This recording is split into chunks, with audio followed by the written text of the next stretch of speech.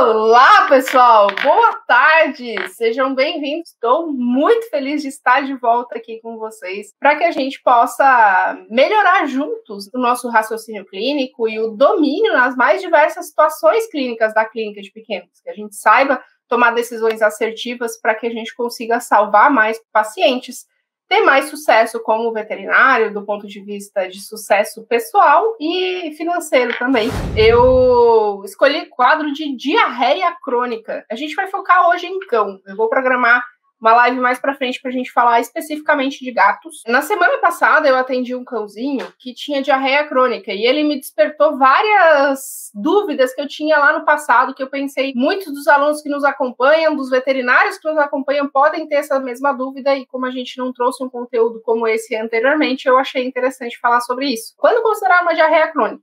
Tem várias informações, alguns textos consideram 2 semanas de curso de diarreia não responsiva ao tratamento de suporte, ou mais de 3 semanas como diarreia crônica. Então, a gente vai deixar esse limbo aí, que é o que tem na literatura, de 2 a 3 semanas de diarreia não responsiva ao tratamento de suporte é considerado já um quadro crônico. Então, primeira coisa que vocês devem anotar aí é a definição. Qual tipo de diarreia, professora? Tanto de intestino grosso quanto de intestino delgado, o conceito é o mesmo, crônico, mais de 14 dias, ou ainda intermitente. Se for intermitente, por esse período maior, de 14 a 21 dias, já é considerado diarreia crônica. Então, o que a gente precisa diferenciar ainda? Se é crônica e qual é a origem? Se é uma diarreia com características de intestino delgado ou de intestino grosso, ou ainda ambos, e ainda pode envolver até trato gastrointestinal mais proximal, né? Pode ter sinais gástricos associados aí à diarreia de intestino delgado, intestino grosso ou de todos os segmentos. O que a gente espera numa diarreia de intestino delgado? É aquela diarreia mais intensa, com volume de fezes aumentado. A diarreia de intestino grosso tende a ter um volume de fezes normal ou até mesmo um pouco reduzido. Uma diarreia mais líquida é a característica de intestino delgado. É mais comum esse animal ter sinais clínicos sistêmicos, como perda de peso, apatia, algumas vezes até mesmo febre. E comum ter desidratação, já que é uma diarreia mais abundante e líquida.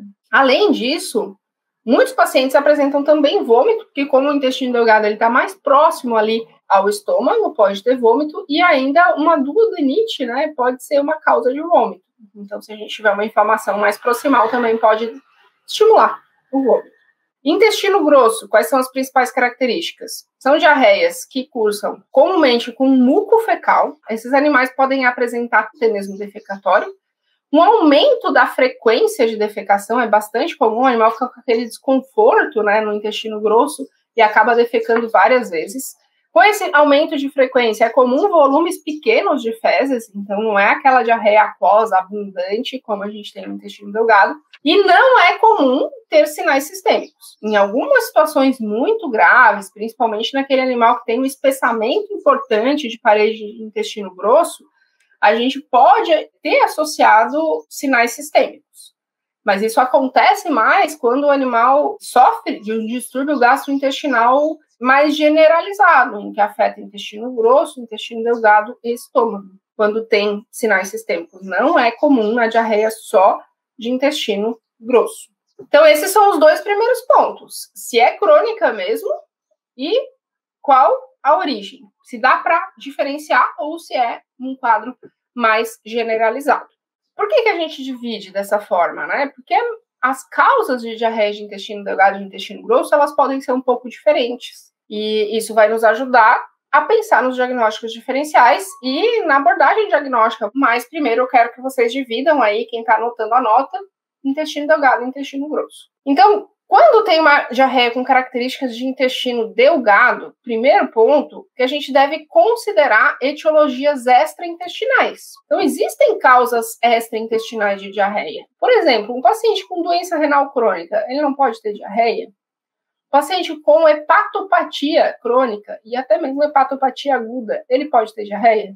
Pode, né? É um dos sintomas dessas doenças. Então, é um sinal extremamente inespecífico. Essas doenças de base que causam diarreia são chamadas de diarreias secundárias. A causa está fora do sistema gastrointestinal. Quais são as principais. Doença renal crônica, eu acabei de falar. Hepatopatia crônica, também é comum esses pacientes apresentarem diarreia, inclusive diarreia hemorrágica é bastante comum. Insuficiência pancreática exócrina, né, é uma doença onde vai ocorrer uma má absorção de nutrientes muito intensa, e a origem é o pâncreas exócrino não funcionar bem. Então, não é no trato gastrointestinal especificamente. Neoplasias, linfomas e outras neoplasias gastrointestinais, o linfoma é o mais comum, também podem causar diarreia, e não são uma doença restrita ao trato gastrointestinal. Além disso, gente, um diferencial importantíssimo de diarreia crônica, que muitas vezes é negligenciado, é o hipoadrenocorticismo. Tem um estudo, agora não vou lembrar o nome do autor, mas ele não é muito antigo, que traz como uma importante causa de diarreia crônica o hipoadrenocorticismo.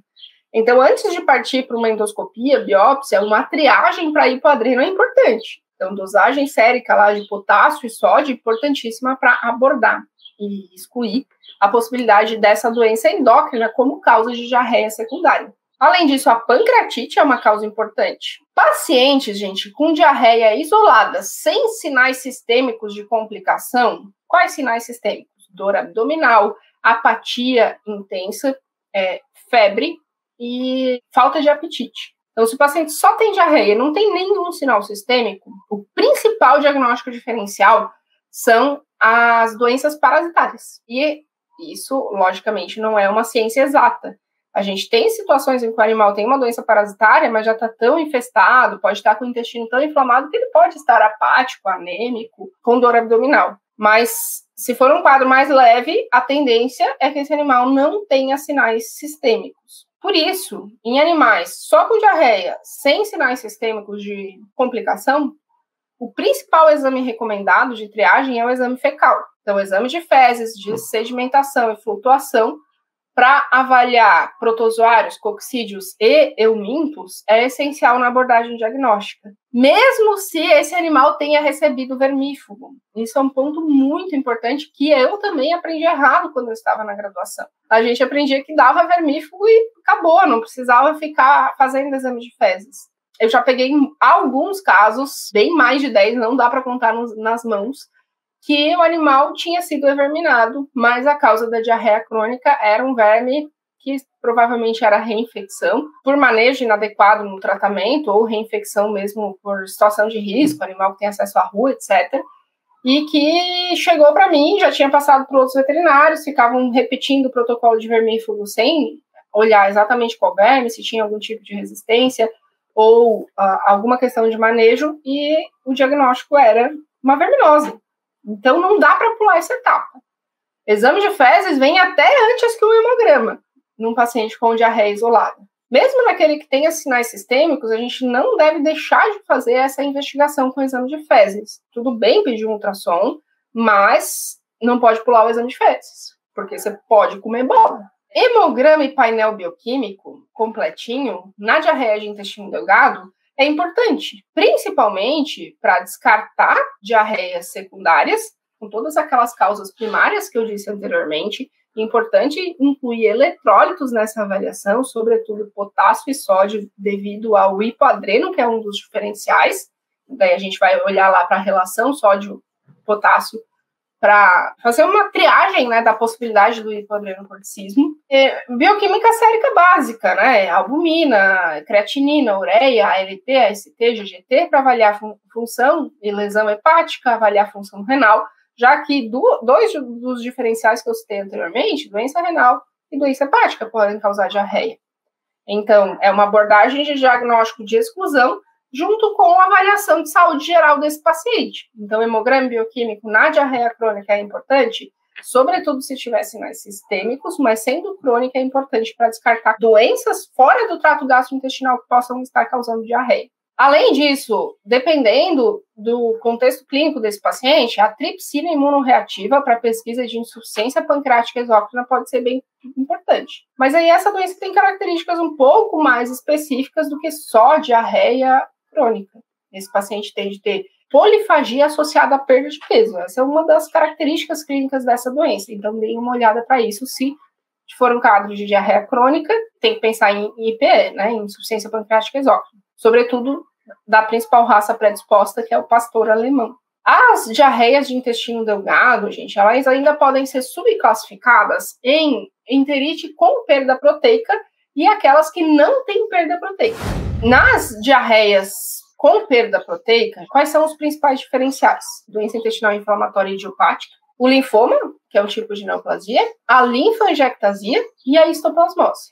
Se é um paciente que tem diarreias com características de intestino delgado, o exame de fezes dá normal, hemograma e bioquímica sérica e a albumina está normal, é uma enteropatia de intestino delgado não associada à perda de proteína. Essas enteropatias consideradas mais leves, sem perda de proteína, tem estudos que mostram, gente, que mais de 66% dos animais respondem a mudança dietética. Então, trocar para uma dieta com proteína hidrolisada ou proteína virgem, né, aquela proteína que o animal nunca ingeriu na vida, pode melhorar o quadro. Quando o animal responde à dieta, melhora só com a troca da dieta. Antigamente era chamado de hipersensibilidade alimentar. O termo correto hoje em dia é a diarreia responsiva à dieta. Troca da dieta, tá? Proteína hidrolisada ou proteína inédita, né? Eu falei virgem, mas é inédita. Uma proteína que o paciente nunca comeu, tipo cordeiro, peru, proteínas mais diferentes, assim, dependendo da marca de ração, é essa abordagem. A mais usada no Brasil de proteína hidrolisada é a Royal Canin, né? Então seria uma dieta hipoalergênica da Royal, por exemplo. É o que eu mais uso nessas situações de teste terapêutico de abordagem diagnóstica. Além dessa prova terapêutica, para diarreia crônica, é considerada a possibilidade de se fazer um teste terapêutico com antimicrobiano. Nesse cenário, o antimicrobiano mais recomendado e utilizado é a tirosina. Inclusive, tem estudos que mostram que essa é uma boa opção terapêutica, porque além de ter resposta rápida, quando é responsivo ao uso de antimicrobiano, em média em 3 dias esse paciente já vai apresentar melhora considerável, tem um estudo que mostrou que ela aumenta o crescimento das bactérias benéficas, da microbiota benéfica do trato gastrointestinal, ajudando na resposta ao tratamento. E a tirosina não é usada em gente, né? Diferente do metronidazol, que é utilizado também em humanos. Então, isso ajuda também do ponto de vista de evitar resistência e dissipar aí para a população humana. As doenças estritas ao trato gastrointestinal, como doença intestinal inflamatória, linfoma, linfangiectasia, a gente não fecha o diagnóstico sem fazer biópsia. Se for um animal que tem características de vômito associado com diarreia de intestino delgado, a gente pode lançar a mão da endoscopia para fazer biópsia gástrica e duodenal. Se é um animal que tem características de intestino grosso, essa diarreia, pode ser feita colonoscopia e biópsia de cólon. Então, não são condições que a gente vai fechar diagnóstico com ultrassom, com exames de sangue. A abordagem ultrassonográfica, abordagem de exames de sangue, bioquímica sérica, hemograma, visando avaliar status de saúde e excluir causas secundárias de diarreia. Aí, se tudo estiver excluído, a gente vai mirar nas causas primárias e, invariavelmente, para fechar diagnóstico, precisa, sim, da biópsia, seja céu aberto, né, com laparotomia ou laparoscopia, ou via endoscopia. Então, se o paciente tiver características exclusivas de diarreia de intestino grosso, o que a gente pode fazer de abordagem diagnóstica? Qual é o plano diagnóstico, né? Exame fecal, novamente, precisa ser feito. A citologia retal ajuda a excluir alguns organismos mais raros, como prototeca, hemograma e painel bioquímico para excluir causas de doenças primárias que levam à diarreia secundária. Aí a gente pode também, se é um animal só com características de intestino grosso, saudável do restante do ponto de vista clínico, fazer provas terapêuticas. Novamente, dieta, prova terapêutica com dieta. Aqui uma dieta com maior quantidade de fibra pode ser até mais interessante do que uma dieta hipoalergênica. Teste terapêutico com antimicrobiano ou antibiótico. Novamente, a tirosina é a mais indicada, metronidazol como segunda linha. E antiparasitários conforme perfil de exame fecal. Se esse paciente tem diarreia de intestino grosso, sinais persistentes, ele melhora e volta a ter sinais, ou sinais contínuos que não respondem a tratamentos de teste terapêutico, como dieta, teste com antimicrobiano, e aqui para diarreia crônica, não é aquele paciente que fez um cocôzinho mole com sangue que vai sair dando antimicrobiano, e não é amoxicilclavulanato, não é ceftriaxona, não é enrofloxacina, Tirosina é a principal abordagem ou metronidazol, tá? Mas é para diarreia crônica, pelo amor de Deus. Se esse paciente tiver sinais persistentes ou sinais de enteropatia por perda proteica, mesmo com sinais mais importantes de intestino grosso, e o que caracteriza a enteropatia por perda proteica? A hipoalbuminemia.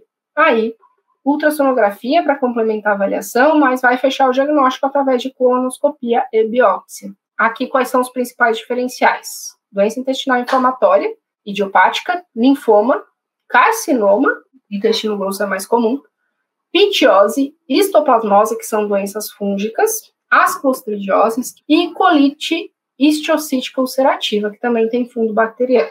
A abordagem diagnóstica bastante similar, ou um exame a mais, que pode ser feito com sinais de intestino grosso, é a citologia retal, mas ela é bem pontual. Cultura retal, cultura fecal tem baixo valor diagnóstico. Podemos ter diarreia de intestino grosso e delgado juntas? Sim, podemos e é comum. Não é mais comum do que ter sinais mais separados, mas é comum. Se tiver de ambos, segue o plano diagnóstico de intestino delgado, que eu acabei de comentar. Acho que uma causa importante de diarreia crônica que a gente tem que falar, gente, é também a disbiose intestinal. Disbiose intestinal nada mais é que uma alteração na microbiota intestinal normal, que antigamente era chamada de supercrescimento bacteriano intestinal. Mas hoje esse termo não é mais muito usado porque pode ser uma alteração qualitativa, tipo o tipo de bactéria ruim que aparece lá, causar essa alteração na microbiota ao ponto de ocasionar diarreia. A disbiose ela é classificada em primária ou secundária. A primária engloba as enteropatias responsivas a antimicrobiano. O paciente tem diarreia crônica, se for disbiose, vai fazer um ciclo de tirosina e ele vai responder à terapêutica. Agradeço muito a participação de vocês. Beijo.